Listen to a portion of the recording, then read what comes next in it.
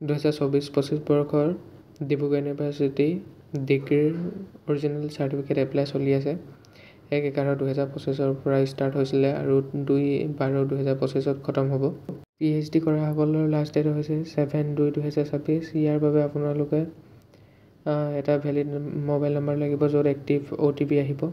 এটা active email ID লাগিব, য'ত আপোনালোকৰ আকৌ তাতো আহিব আপোনালোকৰ এটা OTP। তাৰপিছত net banking, debit card, credit card আপুনি পে'মেণ্ট কৰিব পাৰিব। আপোনালোকে যদি এতিয়ালৈকে এপ্লাই কৰা নাই, লাষ্ট ডেটৰ আগতে কৰি ল'ব।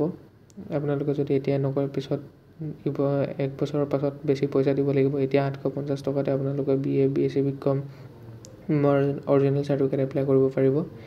আপোনালোকে যদি এপ্লাই কৰা নাই, তেন্তে কেনেদৰে এপ্লাই কৰিব লাগে মই আপোনালোকক ডিছক্ৰিপশ্যনত ইয়াৰ ফুল ভিডিঅ' এটা দি থৈছোঁ।